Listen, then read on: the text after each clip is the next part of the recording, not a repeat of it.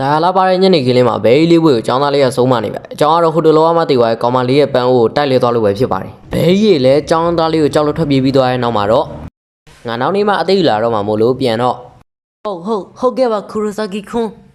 ကျောင်းသားလေးရဲ့နာမည်ကခူရိုဆာဂီအီချီကိုပြည့်ပြီးအသက်ဆက်ကနေရှိပါပြီသူမိသားစုကလည်းစေကန်တကူဖွင့်လာပါတယ်ပြီးတော့သူကတဲဥယျာဉ်တို့မြင်နိုင်တဲ့အစွမ်းလည်းရှိပါတယ်ပြန်ရောက်ပါပြီနောက်ကြရကွာဆိုပြီးအဖေကန်တော်ခံလိုက်ရပါတော့တယ်နောက်ကြရတော့အဖေကစုနေခဲ့ပေမဲ့ဝိညာဉ်တို့ကူညီရမို့လို့ပြောတဲ့အခါမှာပို့ပြီးတော့အထိုးခံလိုက်ရပါတော့တယ်မင်းစားသပွဲပါတော့အီချီကိုရဲ့ညီမလေးနေရာကညသာသာနေကြပြီတစ်ဖက်မှာလည်းတားလိုက်မှလေးအီချီကိုဖေကြီးမျက်ခွက်ကိုထိုးပေးလိုက်ပါတော့တယ်တကယ်ထိုးတယ်ကွာမေပေးလေး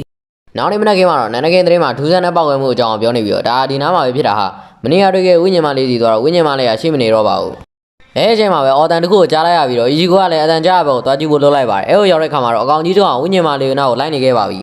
ပြီးတော့ဝိညာဉ်မလေးအသက်ခံရတော့မယ့်အချိန်မှာပဲမိန်းကလေးတယောက်ပေါ်လာပြီးအကောင်ကြီးကိုဓာတ်နဲ့ခုတ်တက်လိုက်ပါတယ်တက်ပြီးရနေသူကအဲ့နှစ်ယောက်ဒီတိုင်းလာခဲ့ပြီးထွက်သွားပါတော့တယ်လူတွေကတော့နောက်ထပ်ပောက်ကွဲမှုတစ်ခုလို့ပြောနေကြပါအဲ့ဒီလိုနဲ့ညာအချိန်ရောက်လို့အီဂျီကိုတယောက်အဲ့ရထဲမှာလဲနေတော့မှနေကင်းတော့ဓာတ်သမားမလေးကသူ့အိမ်ခန်းထဲကိုရုပ်တည်ကြီးနဲ့ပြတင်းပေါက်ကနေပြီးတော့ဝင်လာခဲ့ပါတယ်ဟာလက်ကွေးထဲမှာဘသူကြီးလဲမင်းဘာလို့ချင်းလို့လဲကွာဒီနားမှာဘာလဲလာပြောနေရလဲကွာတို့ဟာဘာလဲငါ့ကိုမြင်နေရလားအဲ့တော့နှစ်ယောက်လုံးနေခင်ကအကြောင်းပြောနေကြပါတယ်မင်းကလေးကတော့အီဂျီကိုကသူ့ကိုမြင်နေရမလို့ထူးဆန်းတဲ့ကောင်ပဲလို့ပြောပါတယ်အဲ့တော့မင်းကပါလေငါဝိညာဉ်ထိန်းသိမ်းသူလေတပတ်မှာတော့ဝိညာဉ်မလေးကနောက်ထပ်အကောင်ကြီးတစ်ကောင်နဲ့ဖမ်းဆီးမှုကနေပြီးတော့ပြေးနေရပါပြီအီဂျီကိုကတော့ဝိညာဉ်ထိန်းသိမ်းသူတွေကိုမယုံဘူးလို့ပြောနေပါတယ်ငါမမြင်ဘူးတာတွေကိုမယုံဘူးအခုနေမြင်နေရပြီလေအဲ့ဒီနောက်မှာတော့အီဂျီကိုကပါဇက်တန်ရန်နဲ့အဲ့တော့ဝိညာဉ်ဖမ်းသူမိန်းကလေးစီကနေရှောင်းလောင်ခြင်းကိုခံလိုက်ရပါတယ်ပြီးတော့သူ့ဘေးကဝိညာဉ်ကိုကျွတ်လော့အောင်ဓာတ်ပင်လေးနဲ့စောင့်ပေးလိုက်ပါတယ်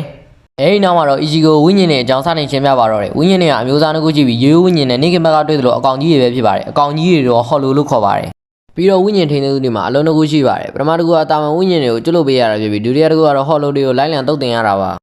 တပတ်မှာတော့ဝိညာဉ်မလေးကိုဟော်လိုကြီးကမိသွားပါပြီငါတဲ့အရသာရှိမဲ့ဝိညာဉ်အနံ့ကိုရတယ်သူကဝိညာဉ်ထိန်းသိမ်းသူနားမှာပဲ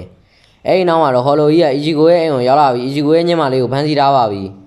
အီဂျီကိုကတော့ဝိညာဉ်ထိန်းသိမ်းသူတားနေတဲ့ကြားနဲ့ဟော်လိုကြီးကိုပြေးထုတ်လိုက်ပါတယ်မေဘေးသူပဲပြန်ထိုးခံလာရပါတယ်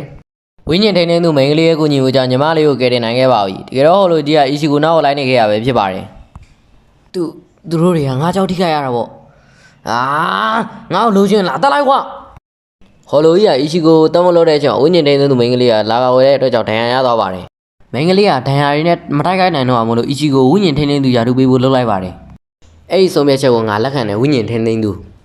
ငါနာမည်ကဝိညာဉ်ထိန်းသိမ်းသူမဟုတ်ဘူးခုရှိကီရူကီယာငါခူရိုဆာဂီအီချီကိုပါအဲ့လိုပြောပြီးတော့အီချီကိုကရူကီယာဓာကြီးကိုသူ့ရင်မကြီးတဲ့စိုက်ထည့်လိုက်ပါတော့တယ်တကယ်တော့ရူကီယာသူ့အဆန်တဝက်ကိုပဲပေးမှဆိုပေမဲ့ဇလိုက်ကျော်ကအကုန်ယူပြီးတော့ဟော်လိုကြီးကိုရှယ်ကျုံးနေလို့ရူကီယာတော့အံ့ဩနေပါပြီအီချီကိုကလည်းဓမ္မကြီးနဲ့ဟော်လိုကြီးကိုတက်ပစ်လိုက်ပါပြီဝီလီရှယ်အေပီဆိုဒ်ကတော့ဒီမှာပဲပြီးဆုံးသွားပါပြီခင်ဗျအဆုံးလေးကြည့်ကြည့်ပေးရလူတယောက်ချင်းစီကအထူးဝင်ကျေးဇူးတင်ပါတယ်